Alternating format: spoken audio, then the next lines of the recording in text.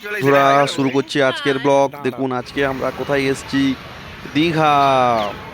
জানি আপনাদের সবারই যে দীঘা যেতে অনেকে পছন্দ করেন, অনেকে পছন্দ করেন না। একদম কাছাকাছি জায়গা। না, পূর্ব মেদিনীপুরের অবশ্যই কাছে, কোলা থেকে একটু দূরে। তো দীঘা কেমন ঘুরলাম এবং দীঘাতে গিয়ে কোন 5টি কাজ ভুল করবেন না সেটা আমি আজকে বলবো। দেখুন, আমার বাড়ি পূর্ব মেদিনীপুর, মানে কি বলবো, দীঘা আমাদের একদম বাড়ির কাছাকাছি। তো আমার বাড়ি থাকতে দীঘা খুব একটা বেশিক্ষণ সময় লাগে না। আমরা বাইকেই চলে যাই, কখনো বাসে যাই, কাছাকাছি। মানে ধরুন 2 মাসে একবার তো আমরা দীঘা যাই প্রায়। তো দেখুন, এই দীঘা যেতে গেলে কি করতে হয়, প্রথমে 5টি ভুল আপনাকে করা যাবে না। তো সেই এক্সপিরিয়েন্সটা আপনাদেরকে বলি, যারা আমার দর্শক মণ্ডলী ভিডিও দেখছেন তারা অবশ্যই মাথায় রাখবেন। তো অনেকে যান কম বেশি, অনেকে যান না। তো দেখুন, প্রথমে কি করবেন, প্রথমে দীঘা আসার জন্য প্রথমে কি করবেন, সকাল সকাল ভোর ভোর আসার চেষ্টা করবেন। না হলেও বাড়ি থেকে যখন খুশি বেরোবেন, প্ল্যান করবেন যে 1 দিনের প্ল্যান না 2 দিনের প্ল্যান, এটা মাথায় রাখবেন। যদি 1 দিনের প্ল্যান হয় যে আজকে সকালে এসেছি, আমি আজকে রাতের মধ্যেই বাড়ি ফিরে যাব, তাহলে অনেক কম টাকার মধ্যে হয়ে যাবে। আর যদি ভাবেন যে না, আমি আজকে এসেছি, কালকে তারপরের দিন বাড়ি যাব, তো সেই প্ল্যানটা আমার মনে হয় ভালো। যে কারণ রাতে যদি দীঘায় যদি থাকেন তাহলে ঘুরেন, অনেক কিছু দেখতে ভালো লাগবে। তো দেখুন, প্রথমে কি করবেন, আমরা প্রথমে কি করলাম, গেলাম ঘুরলাম, এই যে সমুদ্রের পাড়ে এসেছি, তারপরে জগন্নাথ মন্দির গিয়েছি। তো প্রথমে কি করবেন দেখুন, প্রথমে যে যখন নামবেন দীঘাতে, একদম লাস্ট বাসের যে স্ট্যান্ড সেখানে নামবেন না। সেখানে লাস্টে একদম দীঘার যেখানে জাহাজ বাড়ি আছে বা শনি মন্দির আছে, ওইখানে কাছাকাছি নেমে যাবেন। নাহলে মানে ওটা যে নিউ দীঘা বা ওল্ড দীঘা, ওখানে নেমে যাবেন। নিউ দীঘার কাছাকাছি নামবেন, ওটা ভালো। সকালে আসলে এবার ওইখানে নেমে কি করবেন, ওইখানে নামবেন, নেমে সবসময় দেখবেন দুপাশে দুদিকে রাস্তা থাকে, এক বাম দিক আর এক হচ্ছে ডান দিক। এবার যেই দিকে নামবেন, অর্থাৎ সমুদ্রের কাছাকাছি যত যাবেন তত হচ্ছে রুমের ভাড়া বেশি নেবে, রুম যখন নেবেন। আর যখন অর্থাৎ ডান দিক যেতে যেতে যেতে ডান দিক যখন যাবেন, তখন হচ্ছে সমুদ্র থেকে যখন একটু দূরে যাবেন, অর্থাৎ ডান দিকে যত যেতে থাকবেন, যত লজ আছে, হোটেল আছে, সেগুলোর হচ্ছে দাম কমতে থাকবে। তো চেষ্টা করবেন, যদি কম থাকে তাহলে ডান দিকে সব সময় রাস্তার ডান দিকের যে লজগুলো ওইগুলো নেবেন, একটু হেঁটে হেঁটে একটু চলে যাবেন, দিলে ওই সমস্ত ভাড়াগুলো কম হয়। যাবেন, আর কোনো ধরবেন না, এই যে দালাল টাল থাকে না রাস্তায়, যে চলুন রুম দেখিয়ে দিব, এ করবো সে করবো, ওদেরকে ধরবেন না, কারণ ওদের একটা কমিশন থাকে। তো নিজে গিয়ে ডাইরেক্ট কথা বলবেন, সঙ্গে একটা অ্যাপ প্রুফ নিয়ে যাবেন, আধার কার্ডের জেরক্স। তো এটা নিন হয়ে যাবে।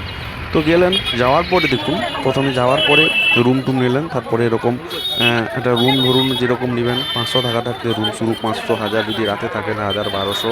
এসি রুম নিলে 2000 টাকার মধ্যে হয়ে যায়। তো যেরকমভাবে শুরু। আর যদি একদম সমুদ্রের কাছাকাছি থাকেন তখন কিন্তু রেট একটু হাই থাকে। এসি রুম খুব ভালো থাকবে, 3000, 3.5, 4, 5, 6 এরকমভাবে থাকে। তো প্রথমে কি করবেন, আপনারা নিলেন, একটু সমুদ্রে স্নান টান করলে, একটু স্নান টান করে বিশ্রাম টিশ্রাম নিলেন। বিশ্রাম টিশ্রাম নেওয়ার পরে কি করবেন, চলে যাবেন হচ্ছে দীঘাতে। দিয়ে নিউ দীঘাতে স্নান করবেন। আর স্নান করার সময় একটা জিনিস মনে রাখবেন, স্নান যে করতে যাবেন সেখানে যদি মোবাইল নিয়ে যান, সেখানে পেছনে রাখবেন। কারণ ওখানে খুব চুরিহারি হয়, এটা হচ্ছে দ্বিতীয়। তো চুরিহারির ভয় থাকে, তো ওখানে একটু দিতে রাখবেন, বা যেখানে রুমে থাকবেন রুমে রেখে গিয়ে যাবেন। তো এইটা বললাম। তো আমরা গিয়েছিলাম প্রথমে জগন্নাথ মন্দিরে। দেখুন, জগন্নাথ মন্দিরে গিয়ে প্রথমে কি করলাম, আমরা জুতো সেখানে রাখা হয়, জুতো রাখার যে সেখানে রাখতাম, যেটা কুপন নিয়ে নেবেন, এসব ফ্রিতে, কোনো পয়সা লাগে না। তো রাস্তায় যদি বিভিন্ন রকমের জিনিসপত্র, বিভিন্ন রকম খাওয়ার জিনিস, তারপর পুজো দেওয়ার জিনিস, তো বিভিন্ন কিছু দেখলাম। তো দুটো পার্টে আমি ভিডিওটা বানিয়েছি, আপনারা দেখুন ভালো করে। তো দেখুন, এই যে জগন্নাথ মন্দিরে যাবেন, জগন্নাথ মন্দিরে যাওয়ার অনেক কিছু ক্রাইটেরিয়া থাকে, মানে অনেক কিছু রুলস বলে যে মোবাইল নিয়ে ঢুকতে দেবে না, ক্যামেরা ঢুকতে দেবে না।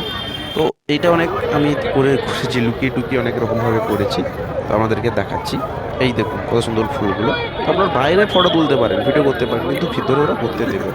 আর মাথায় রাখবেন, একটা কেস হয়েছিল কি, যাওয়ার সময় 3য় নম্বর যে পয়েন্ট বলছি যেটা করবেন না, সেটা হচ্ছে এক মন্দিরে ঢোকার সময় কখনোই হচ্ছে গ্যাস লাইট বা মাদক জাতীয় দ্রব্য কখনোই নিয়ে ঢুকবেন না, গ্যাস লাইটও নিয়ে ঢুকবেন না।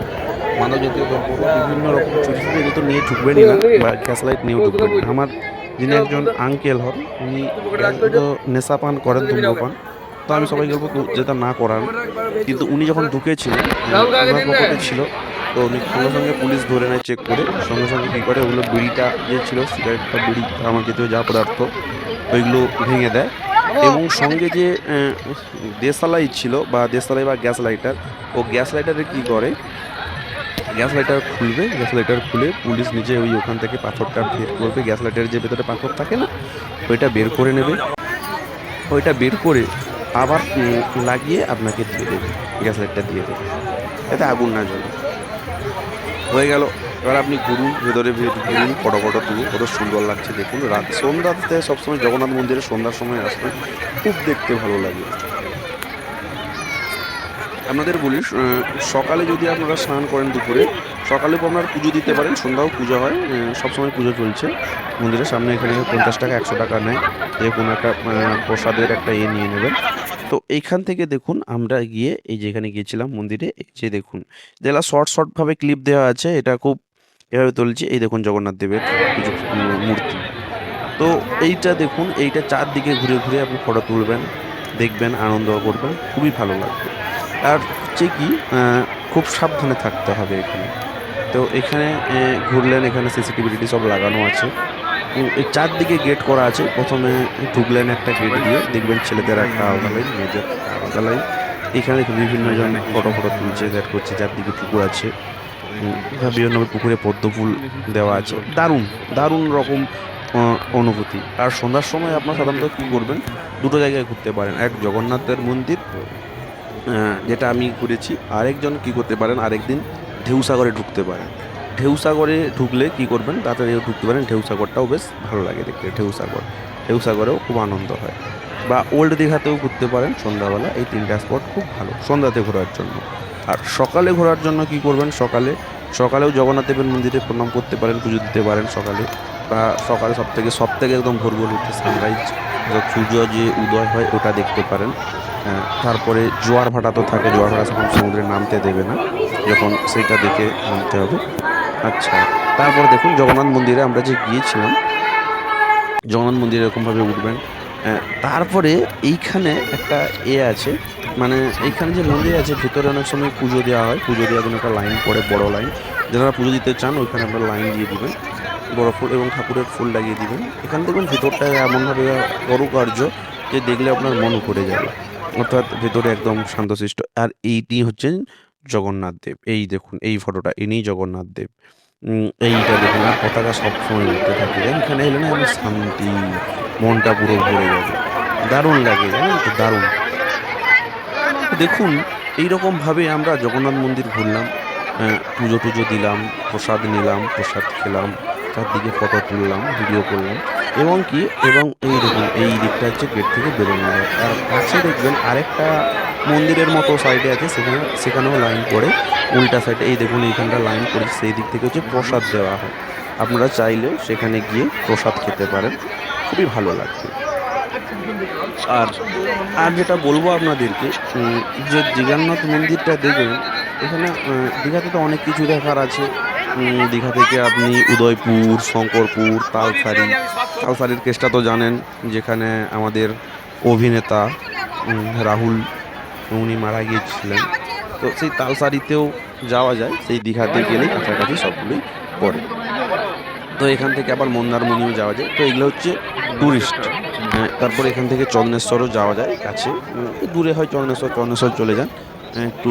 তবে এখানে দীঘার যে মেন যে জিনিস, সেটা হচ্ছে ওল্ড দীঘা। নিয়ে থেকে এখানে সবাই আমরা ফটো ফটো তুললাম। হ্যাঁ, আমি একটু ঘুরলাম চারদিকে।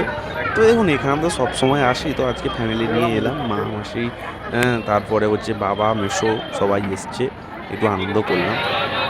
আর দেখুন আমরা 3 নম্বর গেট দিয়ে বেরোবো। 3 নম্বর গেট দিয়ে সবসময় বেরোনোর চেষ্টা করবেন, ঢুকবেন না 3 নম্বরে, আর বেরোবেন ওই সাইড দিয়ে 3 নম্বরে। আর উল্টা দিক দিয়েও একটা বেরোনো যায়, 9 নম্বর একটা গেট আছে, সেটার দিক দিয়েও বেরোনো যায়। তো এইভাবে কাটলো আমাদের দিন। আর দেখা হচ্ছে পার্ট 2-তে, সেটাখানে আপনার দেখাবো ঢেউসাগর নিয়ে। আর বাকি দুটো কারণও বলবো, যে কোন দুটো কারণ দীঘা গেলে করবেন না। আর 2 নম্বর, চেষ্টা করবেন সব সময় কোনো গাইড না নেওয়া। আর 3 নম্বর, একদম দীঘার একদম লাস্টে নামবেন না, জাহাজ বাড়ি বা কোনো এখানে নামবেন। আর 4 নম্বর, জগন্নাথ দেবের মন্দিরে যাওয়ার সময় সব সময় আপনারা কি করবেন, বিড়ি বা কোনো ম্যাচিস বা কোনো কিছু নিয়ে ঢুকবেন না। আর বাকিগুলো কালকে 4টা বললাম, এর পরের ভিডিওতে বলবো। দেখা হচ্ছে পরের ভিডিওতে। ধন্যবাদ। রাতের সমুদ্রে